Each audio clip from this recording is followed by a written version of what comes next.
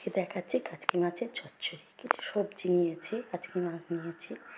মাছের মধ্যে আমি একটু নুন বেশি করে মাখিয়ে নিয়েছি। এরপরে দিলাম কড়াই সরষের তেল দিয়ে, এবারে আমি গরম হয়ে গেছে মাছগুলো দিয়ে দেবো। মাছগুলো এতটাই নুন মাখিয়ে নিয়েছি যাতে সবজিতেও নুন হয়ে যায়, নুন না লেতে লাগে। একটুখানি নাড়াচাড়া করে নেবো ভালো করে,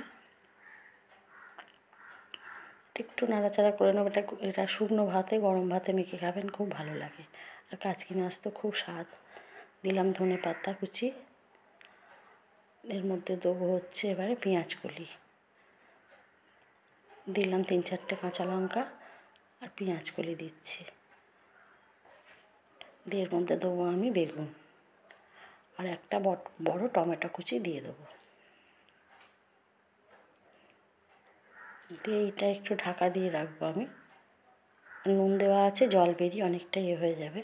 এটা একটু 5 মিনিট মতো ঢাকা দিয়েছি। এবার ঢাকা খুলে 5 মিনিট পরে একটু লঙ্কা গুঁড়ো ছড়িয়ে দিলাম। এটা খুব ভালো লাগে খেতে, করে এইভাবে খেয়ে দেখবেন। 5 থেকে 7 মিনিট ঢাকা দেওয়ার পরে খুলে আমি এবার নাড়াচাড়া করে নেবো। একটু নাড়াচাড়া করে নিচ্ছি। এর মধ্যে দেবো আমি একটু কাঁচা সরষের তেল, একটু বেশি তেল লাগে। এবার আমি এর মধ্যে একটু তেল দিয়ে দিলাম, একটু ভালো করে নাড়াচাড়া করে নেবো।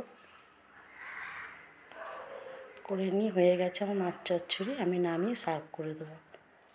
হয়ে গেছে আমার কাচকি মাছের চচ্চড়ি, আমি নামিয়ে সার্ভ করে দিলাম।